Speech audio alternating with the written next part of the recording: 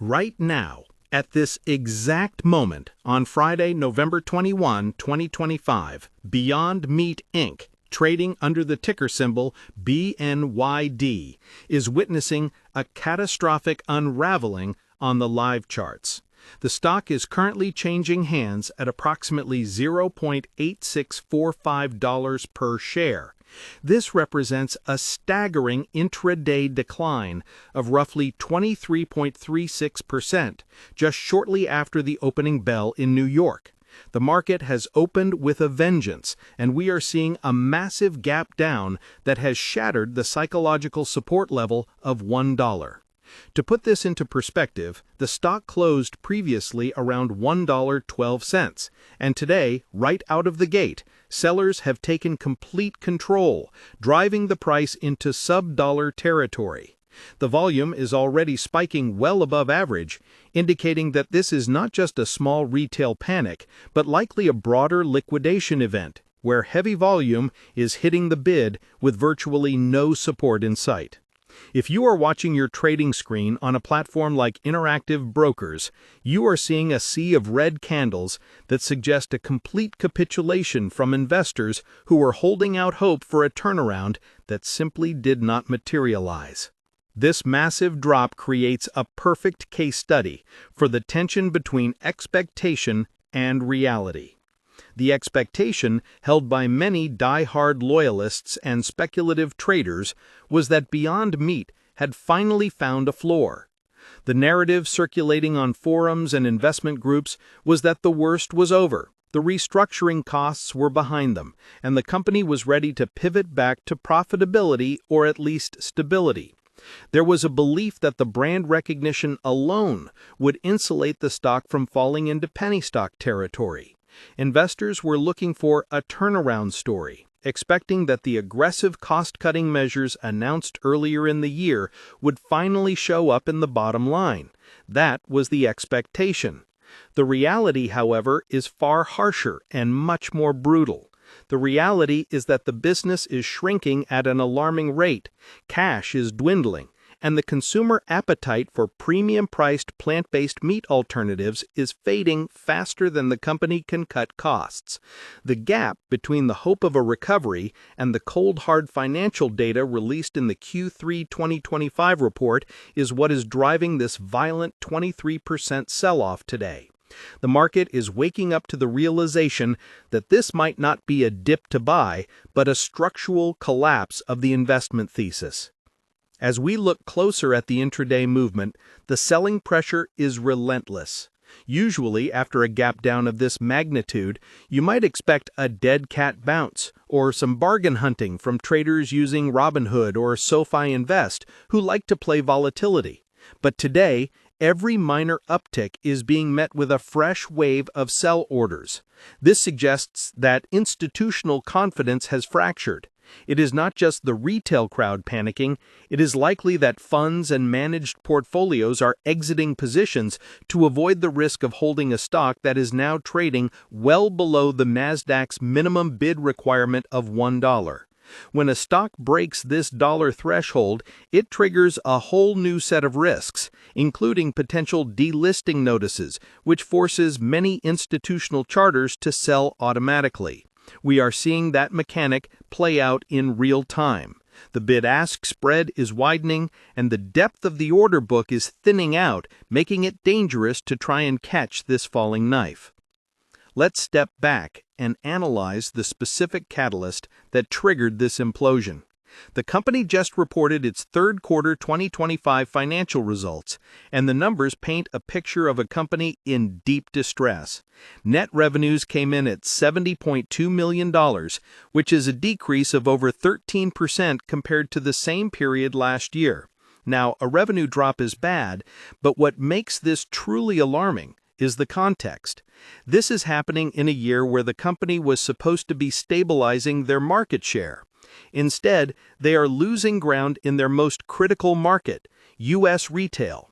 Sales in U.S. grocery stores and retail outlets plummeted by over 18%. This is the bread and butter of their business. If consumers are walking past the Beyond Burger in the freezer aisle and choosing either real beef or a cheaper competitor, the growth story is effectively dead. The expectation was that inflation was cooling and consumers would return to premium brands.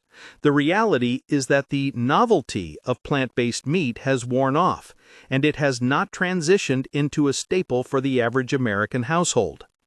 Furthermore, the bottom-line numbers are terrifying for any fundamental investor. The company reported a net loss of $110.7 million for the quarter. To be clear, they lost more money in 3 months than they generated in revenue. This resulted in an earnings per share of negative $0.47, which missed analyst estimates. When a company is losing $1.50 for every dollar of revenue it brings in, the path to solvency becomes a mathematical tightrope. The cash position is another major red flag. They ended the quarter with roughly $117 million in cash and cash equivalents. Given the burn rate, the runway is looking incredibly short. This raises the specter of further dilution, meaning they might have to sell more stock to raise cash, which would lower the value of existing shares even more, or worse, a debt restructuring that could wipe out equity holders entirely. This debt overhang acts like a gravity well, pulling the stock price down. Every time the stock tries to rally, sophisticated credit investors look at the balance sheet and realize the equity is the riskiest part of the capital structure. This is why we are seeing such heavy selling volume on platforms like Interactive Brokers and Fidelity today. The smart money is looking at the credit risk, not just the stock chart. In terms of sector momentum, the entire plant-based space is under pressure, but Beyond Meat is taking the hardest hit because it's the pure play leader. Companies like Tyson or Kellogg have plant-based divisions, but they're diversified. If their plant-based burger fails, they still sell chicken and cereal. Beyond Meat doesn't have that luxury. They are all in on this one specific product category. This lack of diversification makes them incredibly vulnerable to shifts in consumer taste. We're also seeing a broader rotation in the market. Investors in 2025 are favoring high cash flow, profitable companies. The era of growth at all costs is long gone. High interest rates have made capital expensive. Financing a money-losing operation at 5 or 6% interest rates is painful. Financing it when rates are higher or when credit markets tighten is near impossible. This macro environment is the invisible hand pressing down on the stock price. Let's pause for a moment on the trading dynamics we are seeing today. The stock is currently short sale restricted, likely due to the drop, but that hasn't stopped the selling. The short interest in Beyond Meat has historically been very high, often hovering around 30 to 40% of the float. In the past, this setup led to short squeezes, where buying pressure would force short sellers to cover, driving the price up vertically. Many retail traders on Robinhood and SoFi Invest are likely hoping for this exact scenario today. They see the price at $0.86 and think, if this squeezes, it could go to $2 or $3 easily. However, the danger with playing for a short squeeze on a company with deteriorating fundamentals is that the shorts are often right. They're not shorting because they hate the company. They're shorting because the bankruptcy risk models are flashing red. Expectation, a short squeeze will save the day. Reality, the shorts are adding to their positions because the thesis is playing out exactly as predicted. Now, I want to hear from you. This is a pivotal moment for the stock. Comment below how many shares of Beyond Meat you currently hold, or if you stayed away entirely. Are you buying this dip, thinking it's a steal at $0.86, or do you think this is going to zero? I really want to see the sentiment in the comments section, because usually when the crowd is this divided, we see the most volatility. Let's shift gears and talk about the company itself for those who might be new to the story. Beyond Meat was founded with a mission to create delicious, nutritious, plant-based meats that taste indistinguishable from animal meat. Their flagship product, the Beyond Burger, uses pea protein to mimic the texture and flavor of beef. They also have sausages, beef crumbles, and chicken tenders. The business model is straightforward.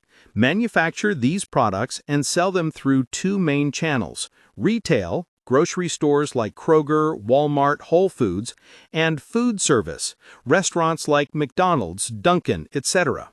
For a while, this model worked brilliantly.